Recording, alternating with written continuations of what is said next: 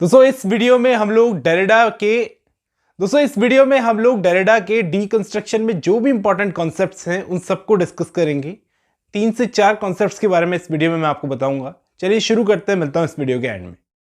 दोस्तों इस वीडियो में मैं आपको डेरिडा के बहुत सारे कॉन्सेप्ट्स क्लियर करूंगा जो आपके दिमाग में क्लियर पिक्चर बनाए। ट्रेस, डिफरेंस और बाइनरी अपोजिशन, ये सब क्या है। तो मैं आपको पूरी कहानी शुरू से समझाता हूँ। एक थे फर्डिनेंड डी सोश्योर, जिनके बारे में मैं आपको बता चुका हूँ। दूसरे थे डेरिडा। दोनों के आइडियाज़ बस एक चीज़ को लेकर अलग हैं। इन दोनों को समझना बहुत ज़रूरी है, इन दोनों के आइडियाज़ को समझना बहुत ज़रूरी है, जो भी आज हम पढ़ने जा रहे हैं। तो पहले सोश्योर के आइडियाज़ को समझते हैं, क्योंकि वो पहले आए थे, उन्होंने अपने आइडियाज़ पहले दिए थे। दोनों के आइडियाज़ में डिफरेंस बस इतना है कि सोश्योर तो कहते थे कि किसी भी वर्ड का मीनिंग फिक्स्ड होता है, और डेरिडा कहते थे कि किसी भी वर्ड का मीनिंग फिक्स्ड नहीं होता। एक लैंग्वेज के अंदर किसी भी वर्ड का मीनिंग फिक्स नहीं होता, ये कहते थे फिक्स्ड होता है।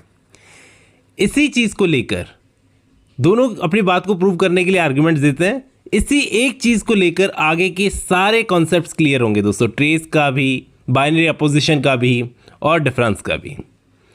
तो सोश्योर अपनी बात को प्रूव करने के लिए क्या कहते हैं, जैसे मान लो एक वर्ड है वाइट। वाइट जो वर्ड है इसका मतलब सफ़ेद होता है। ये इसलिए है सोश्योर के अकॉर्डिंग क्योंकि ये ब्लैक नहीं है।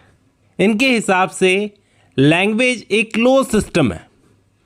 हर वर्ड का मतलब उसके अपोजिट से बनता है, यानी उनके लिए एक लैंग्वेज का एक स्ट्रक्चर बना हुआ है। तो इंग्लिश का एक स्ट्रक्चर बना हुआ है जिसमें वाइट का मतलब स्टेबल है और ब्लैक का मतलब भी स्टेबल है। वाइट इसलिए है क्योंकि ब्लैक नहीं है। अब डेरिडा कहते हैं, डेरिडा अपना आर्गुमेंट क्या देते हैं कि मीनिंग कभी भी फिक्स नहीं होता। हर वर्ड अपना मीनिंग डायरेक्टली नहीं देता, बल्कि दूसरे वर्ड्स के डिफरेंस से उसका मीनिंग आता है। यानी वाइट जो तुमने बोला, इसका मतलब तभी तुम्हें समझ में आएगा जब तुम्हारे दिमाग में ब्लैक की एक शैडो हो। इसी को डेरिडा ट्रेस बोलते हैं कि हर वर्ड अपने मीनिंग के अंदर एक छपा हुआ निशान रखता है। उस चीज़ का छपा हुआ निशान जो उसमें डायरेक्टली तो मौजूद नहीं है, लेकिन उसका मीनिंग बनाती है। मतलब एक वर्ड ले लो, प्रेजेंस। तुम सोचोगे कि इसका मतलब सिंपली होता है होना। प्रेजेंस का मतलब होना होता है, लेकिन एक्चुअली इसका मतलब तब बनेगा जब तुम एब्सेंस को जानते हो। आप कहोगे कि फर्डिनेंड डी सोश्योर भी तो यही कह रहे थे कि वाइट इसलिए है क्योंकि वो ब्लैक नहीं है। नहीं, वो ये कह रहे थे कि वाइट इसलिए है क्योंकि वो ब्लैक नहीं है। वाइट और ब्लैक अपने आप में अपना मीनिंग रखते हैं, लेकिन डेरिडा यहाँ पर कहते हैं सेम चीज़ को थोड़ा और क्लोज जा करके कि वाइट अगर तुम बोलोगे तो तुम्हारे दिमाग में एक शैडो बनेगी ब्लैक की। उस शैडो के बिना तुम वाइट नहीं बोल सकते, क्योंकि तुम्हारे दिमाग में छपा हुआ है कि ब्लैक कैसा होता है। अगर तुम एब्सेंस को ही नहीं जानते तो तुम प्रेजेंस के बारे में सोचोगे ही कैसे। यानी प्रेजेंस का मीनिंग अपने अंदर एब्सेंस की इनविजिबल शैडो लेकर चल रहा है। वो शैडो उसमें हमेशा रहेगी, यानी प्रेजेंट वर्ड में ही एब्सेंस वर्ड की ट्रेसेस छुपी हुई है। ये शैडो जो है यही है ट्रेस। इसलिए मीनिंग कभी भी प्योर नहीं होता, इनकम्प्लीट होता है, इंटरलिंक्ड होता है। ये एक नई चीज़ कही डेरिडा ने कि वर्ड हमेशा इनकम्प्लीट होता है, इंटरलिंक्ड होता है। फ़र्क क्या है दोनों की बातों में? फ़र्क क्या है ये समझो।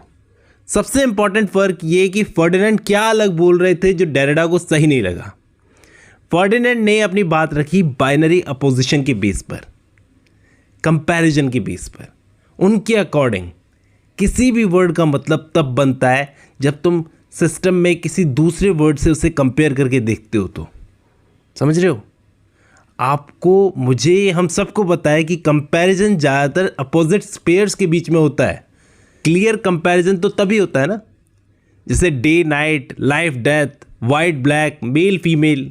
ये सब बाइनरी अपोजिशन है। इसमें तुम एक को बड़ा रखते हो, दूसरे को नीचे रखते हो। समझ रहे हो? Day is better than night, life is better than death, white is black better than black, और भी बहुत सारी चीज़ें। बाइनरी अपोजिशन का कॉन्सेप्ट समझ में आया आपको? डेरिडा कहते थे कि यहाँ मैं बोलता हूँ थोड़ा सा, वो कहते थे कि वाइट और ब्लैक कंप्लीटली डिफरेंट नहीं है। वाइट का मतलब तब तुम समझते हो जब तुम्हारे दिमाग में ब्लैक की शैडो या ट्रेस रहता है। ट्रेस भी समझ में आया आपको? इस शैडो या ट्रेस को तुम इरेज नहीं कर सकते, मिटा नहीं सकते। इस शैडो को डेरिडा ने अपनी लैंग्वेज में डिफ़र कहा। समझ रहे हो? डिफरेंस भी समझा रहा हूँ मैं आपको। इसी शैडो को डेरिडा ने अपनी लैंग्वेज में डिफ़र कहा, यानी मीनिंग कभी भी फुल्ली प्रेजेंट नहीं होता, हमेशा डिले होता रहता है। यहाँ पर डिफरेंस क्या है? डिफरेंस है डिफरेंस प्लस डिफर। डिफर क्या है? ट्रेस, शैडो, फुल्ली प्रेजेंट ना होना, यही है डिफरेंस। तो आपको तीनों कॉन्सेप्ट समझ में आए होंगे इस वीडियो से। आज की इस वीडियो में बस इतना ही। अब जब आपने ये वीडियो खत्म कर लिया तो मैं उम्मीद करता हूँ आपको ये सारे कॉन्सेप्ट समझ में आए होंगे। आज की इस वीडियो में बस इतना ही।